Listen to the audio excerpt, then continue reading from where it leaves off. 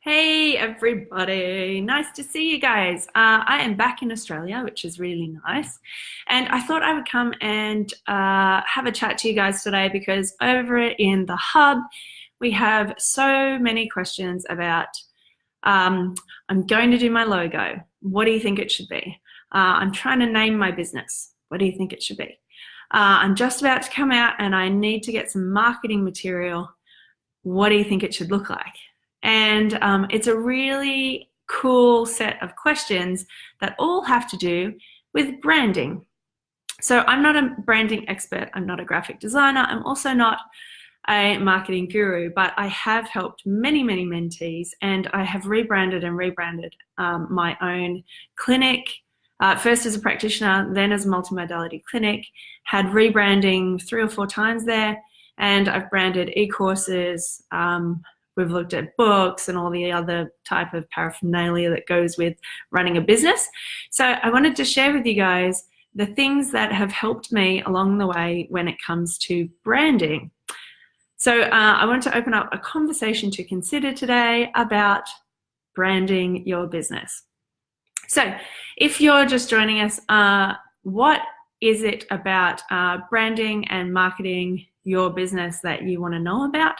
Are you starting to create your first logo? Are you creating new business cards? Are you creating what's happening for you at the moment when it comes to branding in your business? And I will do my best to answer any questions you have, and we'll record this to make sure that somebody else gets the benefit of all your questions. No question is a stupid question. It's really beneficial to open up and ask a question, because there's bound to be prackies out there who are either thinking about rebranding because they say their website doesn't reflect what they are actually producing in the world or the results they're producing in the world. Or you might be just coming out as a new prac and you might be trying to figure out what on earth you've got to say on your marketing material. So please ask me any questions you have. Hi Kirsten, hi Alison, and hi the other 5 people who are currently watching live who aren't saying anything behind the scenes. So today I wanted to talk to you about branding, and the first time I came out to the world of business, I thought the first thing to do was to get my business cards. And so what does one put on a business card? Well, I didn't even know. So you know when you get married and you don't even know that, well, if you happen to be married or considering getting married, there are so many little details that I just didn't realize, what type of, decorations do you want on the table? What do you want your invitations to look like? What did blah, blah, blah, blah. It was so many different things to answer. And it's a very similar kind of thing when it comes to your branding. Hey, Natasha, nice to see you. One of the best questions that I got asked when I was first starting out from my amazing graphic designer, Jason, was that, what do you want your business to look and feel like? And that's what branding is all about. How can you convey a look, like what does it look visually, and a feeling through a visual representation of either pictures, colors, or words, and how can you get that across? And how can you get across quickly and easily so that somebody can get the look and the feeling of what you do, what your business does? The second big question that I remember kind of stumped me right at the beginning was that, is your business, so your business isn't you. And that's a really interesting thing, because initially a lot of the times we think our business is a representation of us, but in actual fact your business sits alongside and is parallel to you. In most cases, unless you've got a product-based business, and then that's going to be a slightly different kind of scenario. But if your business is an entity of itself, so if it's an entity of itself, how can you give it sentience? How can you describe it, give it a personality, give it what it looks and feels like? How can it turn into what it looks and feels like when it's not actually you, but you can give it the essence of you, but how can it come alive all by itself? Who else have we got? Hey Helen, hey Jasmine, hey Daisy. So branding is this really cool thing where you can give your business sentience. It can have its own personality. And how can you get describing this personality to somebody who can turn it into something visual for you? So we often go, okay, I'm going to go and get a graphic designer and they're going to do this. And I'll go get a website designer and they can do this. I'll go and get my logo designed by somebody else and they'll do this. But to convey that information to somebody, you first need to answer a few questions. The first big question is something around the question evolves for different people. So the first one I got asked was, if your business, sitting out here, not you necessarily, so even if your business is under your name, it's still your business. It's not you sitting at home wearing your tracky dacks, is it? It is how do you want it to look to potential clients? So if your business was a car, what type of car would it be? Now, for people who aren't car people, like me, this was really hard to begin with. I was like, oh, well, I don't know what type of car it would be. But when you dive deeper into the question, you start to go, okay, well, I would like my business. And at the time, I was like, I want my business to be out in nature. And it's not like you're going to take a Porsche out in nature, are you? So I obviously wasn't this super high-end Porsche kind of, roadster type of business. And then I wanted it to be, a little bit four-wheel drivey. I wanted it to be adventurous. And then what you start to notice is when you dive deeper, words start coming out, if you're a word person. And words start coming out to describe the nature of your business. So some of the words that I used were things like colorful. I'm not going to go for a black car. And what type of colors would that car be? And for me, it was, greens. And for me, it was adventure. And then I was inspired by certain cars. So there's an inspiration element. And then there was a functionality. So my business is very much based in functional medicine. So there's function involved. Whereas, some brands like, say, BMW, Lexus, some of these other high-end brands, they come with a different edge, don't they? And even if you go to their websites, you'll start to see there's grays and there's, very distinct lines, and there's this element of different colors that convey a different message. Whereas we go, you'll see it in airlines as well. How does one brand like Virgin give you the essence of fun and expansion and, innovation, and other airlines give you this feeling of something else? So having a look at different brands in the same realm and seeing what you are drawn to starts to give you an idea of what type of business that you would like to convey. So that's number one question. If your brand was a car, what would it be? So put in the comments below and let me know what they are, and I will, I'll come back and see what they are. If your brand was a car, what would it be? And what kind of color would it be? Would it be the sports model? Would it be the, all of that? What's it like? The next question was around, if your business was an animal, what would it be? And if it was an animal, what would it be? So for me, birds, particularly peacocks, really stuck out. There's this elegance. There is this, I love the colors of a peacock. Before I was, resistant to it, but now my new branding, I really love the idea. I love the idea that they're able to fly a certain distance. I love wings, I love feathers, I love that kind of thing. I love that they hang out in groups. I love that I love these elements to them. And what would yours be? So back when I had first started my clinic, I loved the idea of otters.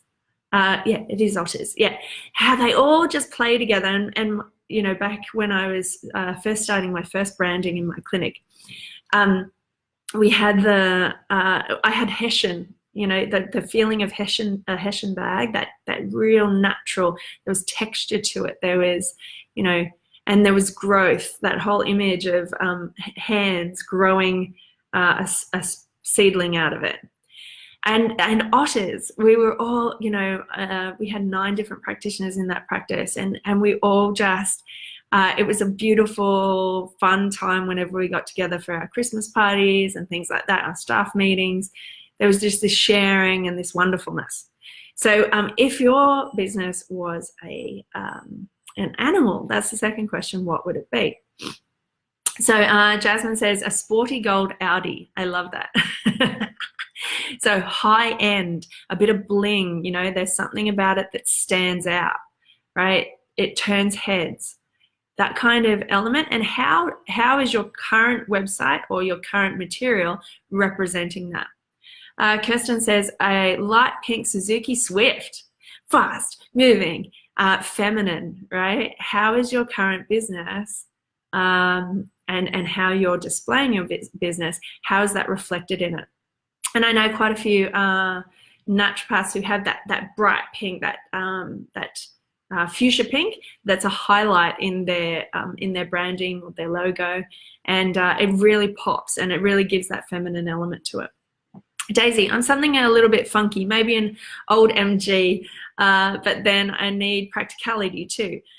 Oh, I like that. And old style, or an old style Land Cruiser or a Land Rover Classic color, maybe forest green. So the beauty of knowing Daisy, she's in the Naturopreneur Club, is that she also wants to create this amazing apothecary. So she's got these wonderful ideas about bringing the old with the new. So there's this bridge of the classic and the traditional into the new and connecting the two. I love that. And it's beautifully represented in what you want to create too, Daisy. So yes, so if it's a car, what would it be? And then start writing down. Having a branding document is really cool. So a branding document is first your ideas and how they come about, and then you end up, if you're working with a graphic designer, you'll end up getting a style guide. And a style guide is where they give you all of the elements so that then you can hand over those to anybody you work with, and there is no question about what your brand is all about. Generally, a style guide, which is the end point, will usually have about 9 images, 9 pictures that convey that feeling. And it will convey the feeling and the colors. So for instance, some of my brand inspirations, and you can have brand inspirations in people as well, are people like Richard Branson, doing innovation, doing things differently, you know, doing things in an extraordinary way, an impactful way, an inspirational way. Notice the words that are coming out. Now that goes on your branding document at the beginning so that you can then have a conversation about, okay, that thing that you've produced for me, does it meet these certain, you know, top 10 words that describe my business? And if it doesn't, then it's not a good fit. So my style guide has a picture of Branson holding a fish in black and white.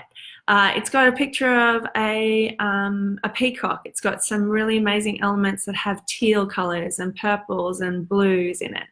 It has nature and elements and a sunset in those colors. It has adventure. It has a particular type of, you know, my ideal car is actually a helicopter.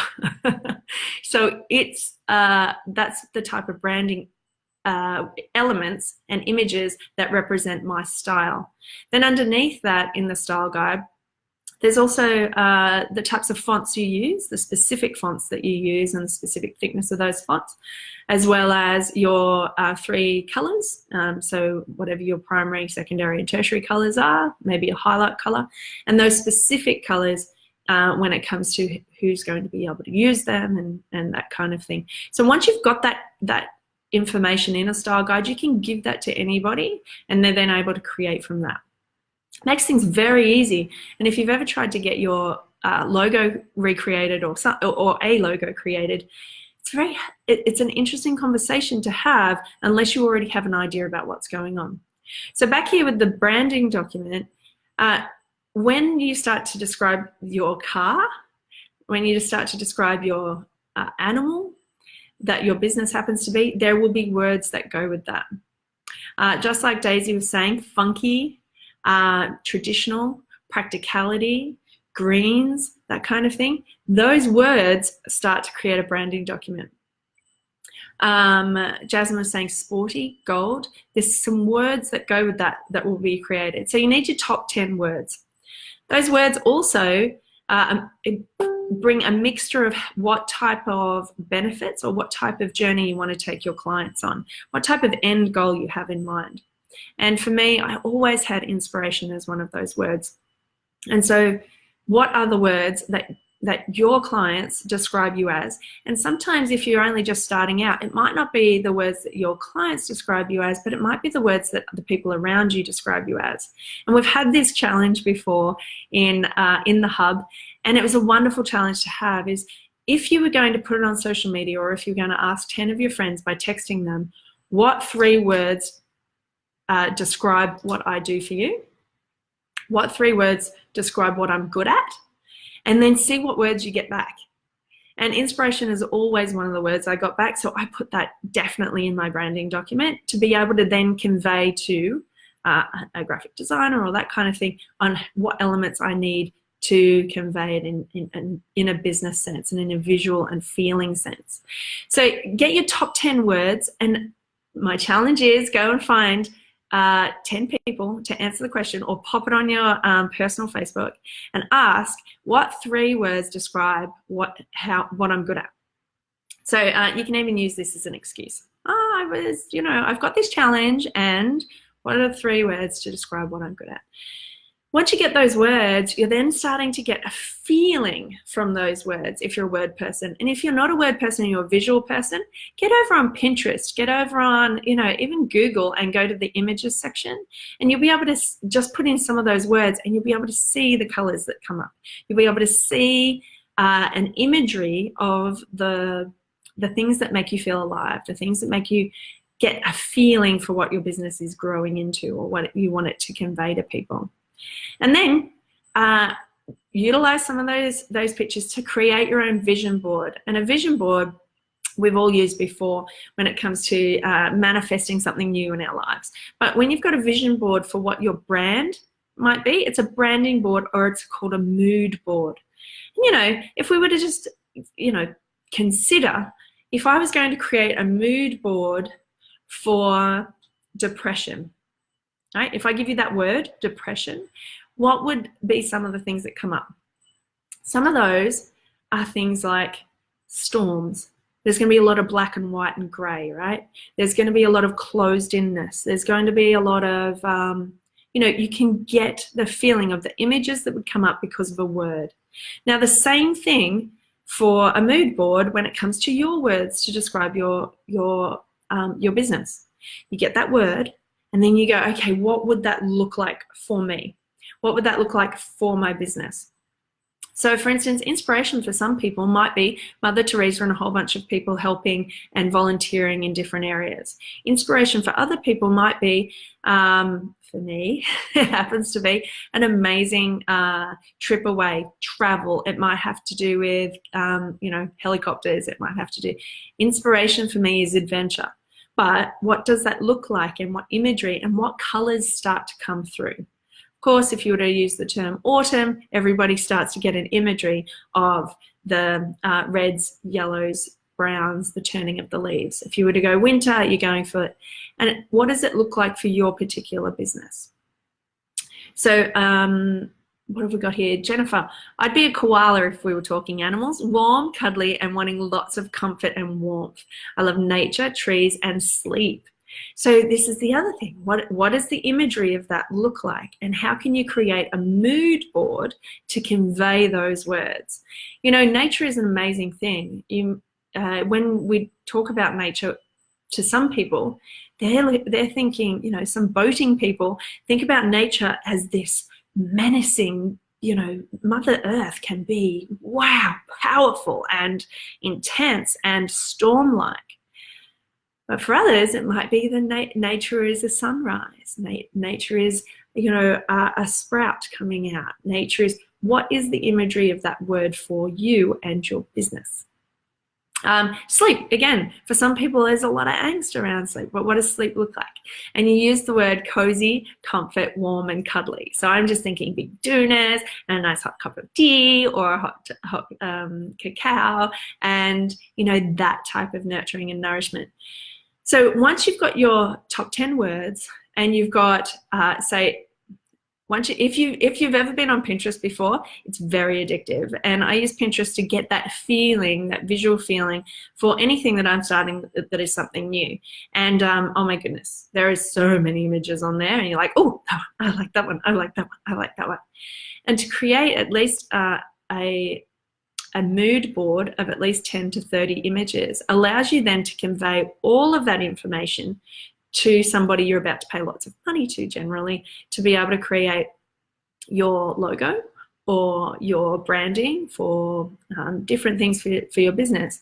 It cuts down on the amount of time, instead of having to have those conversations and spending money on that time that you're spending talking to that person. It's much easier if you have an idea first. Have you ever gone into one of the, have you ever gone in with the hope that someone's going to help you and you just go, can you just fix it? And you don't even know what you're actually asking, and they don't know what you're asking, and you don't have any idea because you think that they're the expert in it, so they should know, and that they should be able to hack into your brain and get an idea of what's going on. So this cuts down on that. When you have clarity about what you need, somebody can give you a very clear version of what they can give you.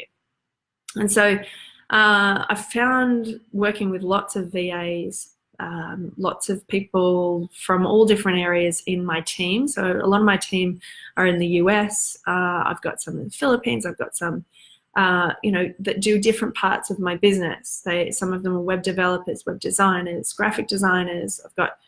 And to be able to convey what you need cuts down on the time that it takes to get your thing done, which means it cuts down on the cost.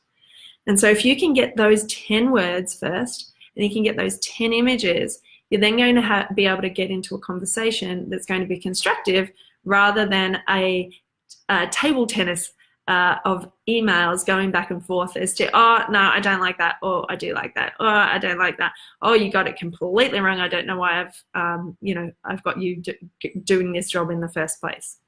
So they're probably my biggest tips when it comes to branding. One, it is a look and feel thing. And to be able to create a look and feel in this human world, we need to turn it into words, and we need to turn it into pictures. And to be able to have a conversation, you need to have a scoop of words. And to do that, you need to go out and find out, because it's easy. It's much easier for us to point out in others what they're actually good at. It's harder to turn it around to us. So if you can ask your some favorite people that you trust, what you're actually good at, and the stretch on that would be to put it on your personal Facebook page. What am I good at in 3 words or less? Then, and of course, you're going to get some of the people that want to be funny, but then you're going to get some really amazing answers as well. We do this as a lot of my mentees do this as a practice as well. Once you get that wonderful feedback, you're then able to create, that's the feeling that I'm looking for. And then you're able to go over and try and get it into a visual concept. Once you've got it into the vision board or a mood board, you're then packaged to be able to have a conversation with somebody who can create these things for you. So if you have a logo that you want to create, if you're considering rebranding, if you are looking at creating a new product, even if you're creating a new e-course, then even trying to find the name for your business or your e-course, first do these parts and then do these parts and then merge the two. And it's probably a really good place to start when it comes to creating anything that you want in your business to convey that look and feel of what you want to get across. All right. So, hey, Moira. So Moira runs an amazing group for practitioners called Intimate Ecology, and to find her the words to term this about the vaginal microbiome, she did a very similar kind of scenario, an intimate ecology. What a wonderful way of describing it, right? And I love her logo as well. It's very simple, it's very clean, it's very clear, and that's the way she conveys the information in what she does and her research. And it's really well portrayed in her logo as well. So what does it look like for you? What feeling are you trying to convey? And how can it be attractive to your potential client? So the last little point I want to make is branding, although it feels right at the beginning that it's all about you, it is actually all about your client. So how can you convey to them and make it attractive for them to be able to come and get an idea of whether they resonate with the way that you do things, and how can you make it clear and honest and authentic so that they can find the right person for them. So if we would all be clear, honest, and authentic, then they would go along and they would go, oh, that one's the right one for me, and come to you. And we're not all the same. So don't try and copy your branding from somebody else, although you can, of course, go and have a look at what you like and what bits you like about it and what you like about it. There'll be a flavor and a texture you like about it. There'll be certain words to describe what you like about it.